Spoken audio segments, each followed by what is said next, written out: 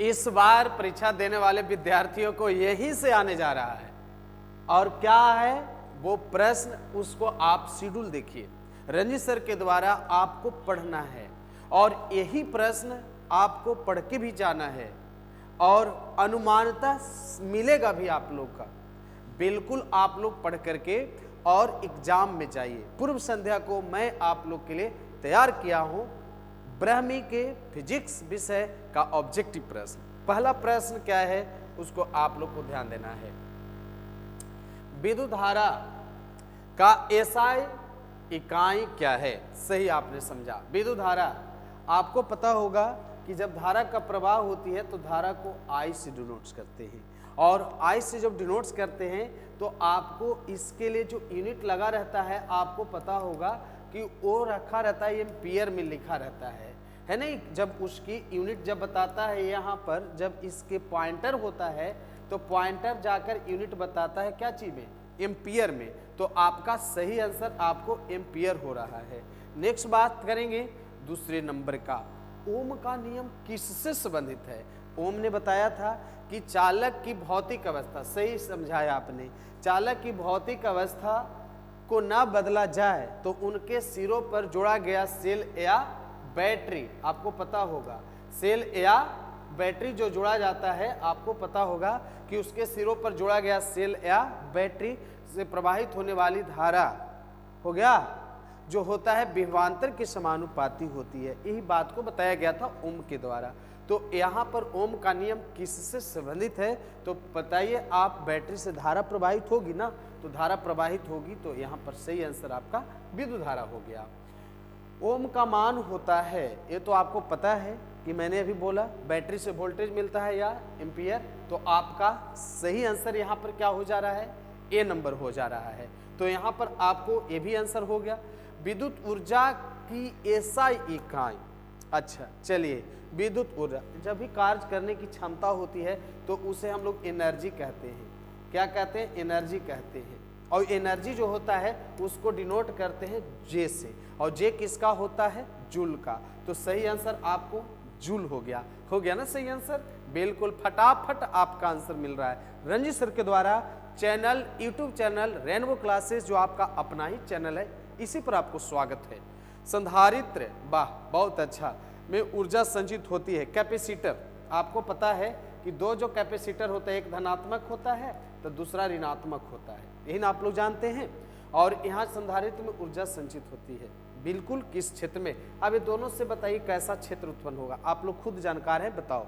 तो इससे सही आंसर आपको विद्युत क्षेत्र में आ गया। इसके बाद विद्युत क्षेत्र की तीव्रता, अच्छा बताइए। अब रेंज यहाँ पर निकालना है तो आपको एसआई इकाई पूछा है कि कौन सा हो सकता है? न्यूटन प्रति इकाई, न्यूटन प्रति कूलम में आपको ये जानकारी होगा कि सही आंसर आपको यहाँ पर दिख रहा है। ये 6ठे नंबर का हो गया।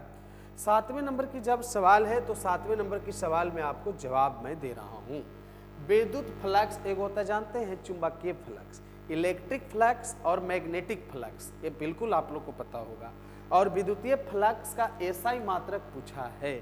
अब इसमें बताइए प्रति कूलम आवेश, प्रति मैंने बट्टा तो आपको पहले हो गया, और उसके बाद लगने वाला जो एरिया होगा उसके अकॉर्डिंग बल होगा, तो न्यूटन हो गया मीटर स्क्वायर प्रति कूलम, इसका आंसर हो रहा है।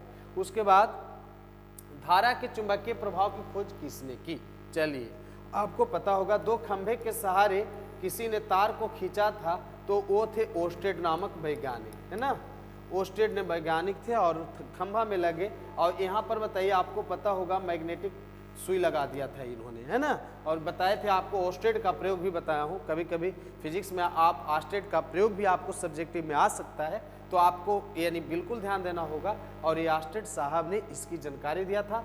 खंभा के सहारे मैंने क्लास में, ऑफलाइन क्लास में मैंने इस बात को बताए थे, सब लोग को जिक्र भी किया था ऑस्टेड का प्रयोग। कल के लिए ऑस्टेड का प्रयोग भी आप लोग देख लीजिएगा, जो आपके लिए बेहतर होगा। ओके, इसके बाद आपको चुंबकीय फ्लक्स की एसआई इकाई पूछता है। आप बताइए चुंबकीय फ्लक्स का एसआई इकाई जो है, आपको फ्लक्स का आपको पता होगा, यहाँ पर वेबर बताए थे। वेबर के बारे में अच्छा से आप लोग को पता है, मैंने कमेंट भी किया करते थे। ये तो ऊर्जा संरक्षण है। लेंज का नियम किस सिद्धांत पर? लेंज का नियम भी आपको सब्जेक्टिव में भी याद करके जाना है, वो सबको ध्यान देना होगा, क्योंकि एग्जाम के पूर्व संध्या में हम आप लोग को टॉपिक तैयार किया हूं, इसलिए कि आप लोग बेहतर करिए और बेहतर रिजल्ट लेकर के आइए अपने आपके लिए और क्लासेस के लिए, ठीक है। तो लेंज का नियम किस सिद्धांत पर आधारित है, मैं इसको लेकर के जिक्र कर रहा हूं।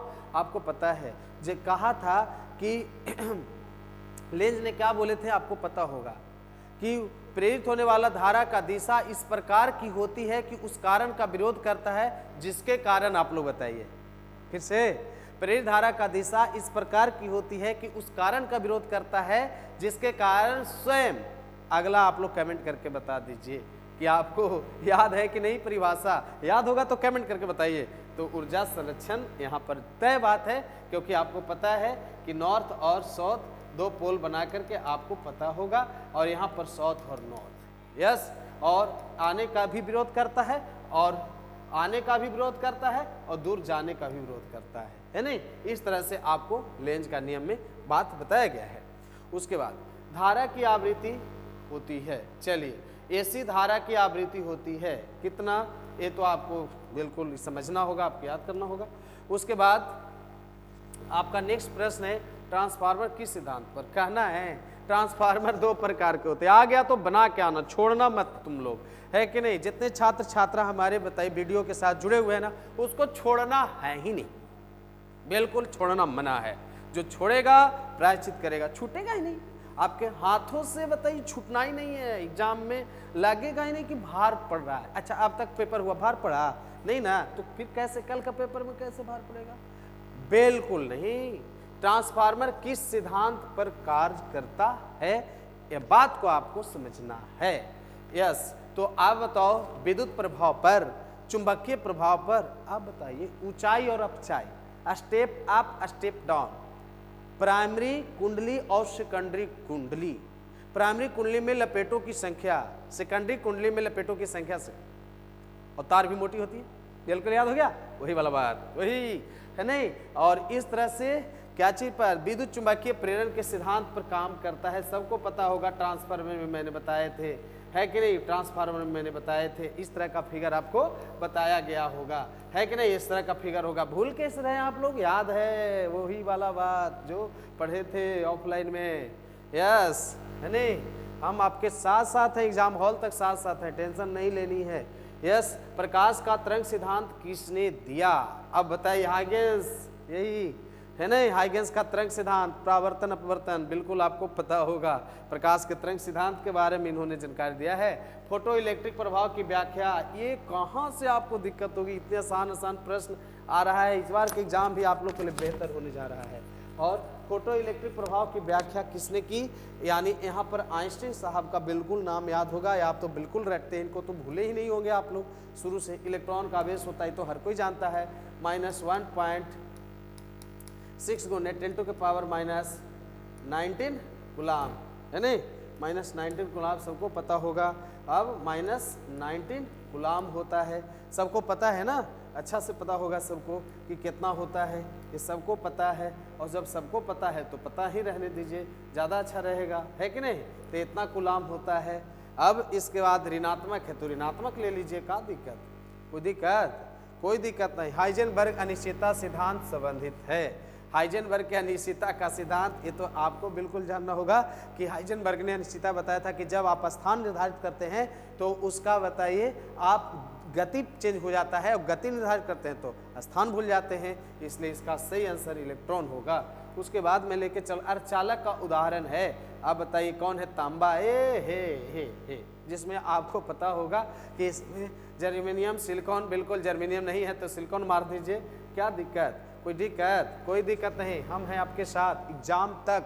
यानी बताओ डायोड में धारा प्रवाहित होती है केवल एक दिशा में, अब तो बिल्कुल आपको पता है ना, डायोड बताए थे, पीएन जंक्शन डायोड भूल गए, एक यानी विशेष विधि जिसके द्वारा एक भाग को पी टाइप और दूसरे भाग को एन टाइप बना लेते हैं, तो दोनों भाग को अलग करने वाले खंड को डायोड कहते हैं, याद है ना।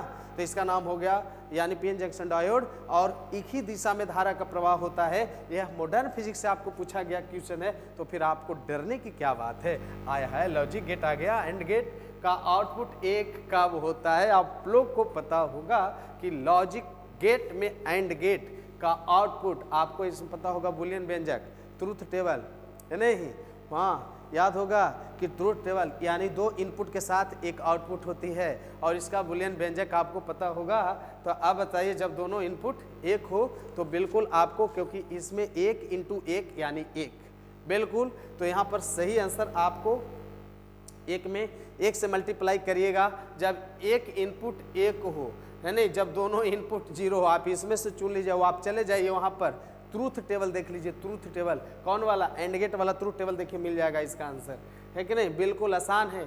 न्यूक्लियर रिएक्टर में प्रयुक्त ईंधन है, ये तो कहना नहीं है ना? यूरेनियम है और बिल्कुल ईंधन क्या काम होता है? टूट जाना होता है। उसके बाद यहाँ पर 21 नंबर का जो प्रश्न है आपके लिए स्क्रीन पर, आप समय दे करके पढ़ रहे हैं और आपके लिए समय कीमती है और यह समय आपके लिए बिल्कुल फिजूल नहीं जाने वाला है। यानी जो बिल्कुल एग्जाम से पूर्व मैं बता रहा हूँ, ताकि आपका हर एक प्रश्न आपको बन जाए और प्रश्न छूट नहीं पाए, क्योंकि हम हमेशा साथ दिया है और एग्जाम के तुरंत पहले भी साथ दे रहा हूँ आप लोग को, यानी पूरे बिहार विद्यालय परीक्षा समिति की तैयारी करने वाले बिहार के कोने कोने के छात्रों के लिए संदेश है कि आप बहुत बेहतर करने जा रहे हैं इस बार के एग्जाम में, है ना? कुलाम का नियम किससे संबंधित है? तो आपको ये पता होगा कि कुलाम का नाम आपको सबको पता है। पहला चैप्टर में बताए थे कि आवेशों के गुणनफल के समानुपाती होती है। ये वाला याद है सबको? ये वाला याद होगा। और बीच के दूरी का डायरेक्टली इन्वर्सली प्रोपोर्शनल होता है, 1/r² होता है। जब दोनों को मिला देंगे तो F समानुपाती यानी Q1 Q2/r², ये वाला सूत्र आपको याद होगा। और यही सूत्र आपको बिल्कुल याद रखना है। कुलाम ने आवेशों के गुणनफल के समानुपाती होती है। कुलाम ने बताया था कि 2 आवेशों के बीच की दूरी स्थिर हो तो आवेशों को गुणनफल के समानुपाती होती है, और यदि आवेश स्थिर हो तो बीच की दूरी के वर्ग का व्युत्क्रमानुपाती होती है। बिल्कुल याद होगा। ये 21 नंबर का ये प्रश्न हो गया आपके लिए। इसके बाद आपको 22 नंबर स्क्रीन पर है। बिल्कुल वीडियो आपके लिए है और आपके दोस्तों के लिए है और पूरे बिहार के बच्चे हैं जो एग्जाम का तैयारी में लगे हैं, उन सब के लिए प्रश्न है। और ऐसे प्रश्न बिल्कुल आपको एग्जाम में मदद करने जा रहा है। विद्युत विभव की SI इकाई है विद्युत। अब बताइए, इसमें विभव तो आपको वोल्ट में, यानी आपको अच्छा से पता होगा, यूनिट को आप यहाँ पर दर्शाते थे और यहाँ हम पॉइंटर गिराया करते थे, याद होगा ये वाला दिन। और ऐसे आप लोग को पता होगा, विभवमापी भी आप लोग अच्छे से जानते थे। इसके बाद चल आवेश किस क्षेत्र में बल अनुभव करता है, अब इसको देखना है। अब इसमें चल आवेश किस क्षेत्र में? केवल विद्युत क्षेत्र में, केवल चुंबकीय क्षेत्र में। दोनों विद्युत एवं यानी चुंबकीय क्षेत्र में आवेश है तो कहीं भी लग सकता है, क्योंकि आपको पता है कि यह आवेश आकर्षण यानी अट्रैक्शन एंड रिपेल के लिए आपको बहुत जरूरी होती है। बहुत अच्छा प्रश्न आ गया, फ्लेमिंग का बायां हाथ का नियम। बिल्कुल आपको पता है, यानी नियम किसके लिए है? जनरेटर के लिए बिल्कुल नहीं, मोटर के लिए, ट्रांसफार्मर के लिए, डायोड के लिए। तो जो आप पहले आपको तुक्का लगाना हो तो मैं बता रहा हूँ। डायोड आपको तो बताइए, आपको पता है कि बताओ क्या कहता है। ट्रांसफार्मर भी पता है और जनरेटर जो बच गया आपको सही आंसर हो जाएगा मोटर के लिए, है कि नहीं? इसलिए बताइए, फ्लेमिंग ने यानी बिल्कुल बाएं हाथ का नियम दिया है कि यानी लगने वाला बल का दिशा अंगूठा से बताया जाता है कि नहीं बताया जाता? बिल्कुल आपको पता होगा, मैंने बताने का काम किया था। यानी 25 नंबर फ्लेमिंग के दायां हाथ नियम संबंधित है। चलिए इसमें आपको बताओ, यानी दर्शाया गया है विद्युत जनरेटर, इसमें यानी विद्युत जनरेटर दर्शाया गया है। दाएं हाथ का नियम में विद्युत हीटर है, विद्युत जनरेटर है, बैटरी है। क्योंकि आपको पता होगा कि आपको यानी यहाँ पर याद है, ये वाला याद है, ये दिनवा वो दिन मानो याद होगा, ये वाला है नहीं? और यहाँ पर आपको ये वाला बताए थे ऐसे ऐसे, है नहीं? अब बताइए, हाँ प्रेरण, तब प्रेरण पर आधारित कौन होता है? जनरेटर। तब प्रेरित होता है धारा का दिशा। और आज शॉर्ट में ही आपको पढ़ना है, क्योंकि बहुत कुछ करना है आप लोग को, कम टाइम में बहुत कुछ करना है। आज पढ़िए, फिर सुबह पढ़िए और एग्जाम में चले जाइए, बिल्कुल कोई दिक्कत नहीं होगी। और जो आज यानी लेजी रूप दिखाया, यानी आलस्य कुतो विद्या, यानी आलस करने वाले को विद्या कहाँ आएगा? तो आपको पता है कि अविद्या कुतो धनम, यानी जिसके पास विद्या नहीं तो धन कहाँ से आएगा? आपको पता होगा। इसलिए आपको आलस त्यागना है और बैठ करके पढ़ाई करना है। सुबह में जागना भी है सबको फास्ट, और एग्जाम में समय से पहले पहुंचना है, इसको ध्यान रखिएगा। चुंबकीय क्षेत्र की तीव्रता की SI इकाई है। आपको ये पता होगा कि चुंबकीय क्षेत्र में आपको यहाँ पर काम करने के लिए टेस्ला का नाम आता है, जो बिल्कुल आपको याद होगा। उसके बाद आपको फिर यहाँ ले रहा हूँ, विद्युत चुंबकीय तरंगों की खोज किसने की? विद्युत चुंबकीय तरंगों की खोज किसने की आपको पता है? तरंग यानी आवृत्ति पर डिपेंड करता है, वो आपको पता होगा कि प्रति सेकेंड चक्कर लगाना यानी प्रति सेकेंड चक्रों की संख्या को आवृत्ति कहते हैं। और यहाँ पर हर्ट्ज साहब ने इस बात को बताने का काम किया है, क्योंकि हेनरिक हर्ट्ज, और ये आपको अच्छा से पता होगा, मॉडर्न फिजिक्स में मैंने बताया है, जगदीश चंद्र बोस, मार्कोनी और हेनरिक हर्ट्ज के बारे में आपको बता रहे थे कि भारतीय वैज्ञानिक जगदीश चंद्र बोस भी शामिल थे। वो दिन याद होगा, मार्कोनी और उसके साथ साथ हेनरिक हर्ट्ज पूरा नाम लिखवाए होंगे। यही आपका सही आंसर हो रहा है। ये 27 नंबर का हो गया। उसके बाद आपको बताओ, यानी बहुत अच्छा फील कर रहे होंगे मेरे साथ जुड़ करके, क्योंकि आपको यानी पता होगा सुपाच्य खाना खाइए और सुबह में नींद जल्दी खुलाइए, और जो सुपाच्य खाना नहीं खाएगा उसको जल्दी नींद खुलने वाला नहीं है। इसलिए विद्यार्थी ऐसा ना खाइए कि ठचमठच खाना खाइए कि एग्जाम भर में मोटा के आइए। ऐसा नहीं करना है कि आप डेरा लेके गए होंगे और पता चला एग्जाम भर में आपको 5 केजी और वजन बढ़ गया, बल्कि 2 केजी वजन घट जाए कबूल है, बढ़ा के नहीं आना है। न ठचमठच खाना खाने में रह गए ना तो फिर बताइए सुबह 4 बजे की जगह 7 बजा दीजिएगा। इसलिए ध्यान रखिए, कुछ ही दिन और है, क्योंकि आपको यानी आने वाला सोमवार तक आपका एग्जाम है, तो इतना दिन जब परहेज हो गया है तो कुछ दिन और परहेज कर लेने की बात है। इसी में हम आप लोग को लेकर चल रहा हूँ। प्रकाश की चाल निर्वात में होती है, आपको ये पता होगा। इसको किसको नहीं पता है, इसको रटाने की कोई जरूरत नहीं, आपको पता होगा। और इसके बाद आपको यहाँ पर भी है, लेजर में प्रकाश होता है, यानी एक रंगी या संगत, ये आपको रट के भी याद कर लीजिएगा, कोई दिक्कत नहीं होगी। और आखिरी प्रश्न है आज का मेरे द्वारा, आप अच्छा से पीएन जंक्शन बनता है। अब बताइए पीएन जंक्शन बनता है, आपको यहाँ पर देखना है कि कैसे बनता है।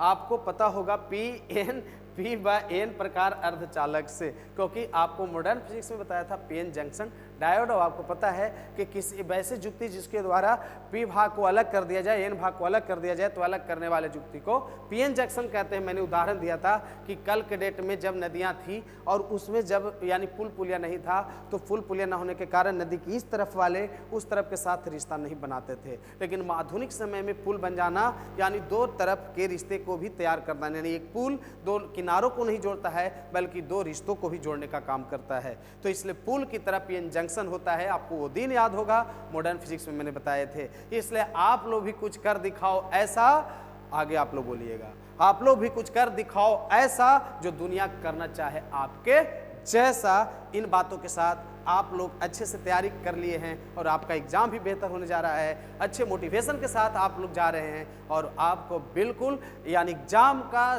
दिन मंगलमय हो, मैं एक कामना करता हूं। आशीर्वाद, धन्यवाद, जय हिंद, जय विद्यार्थीगण।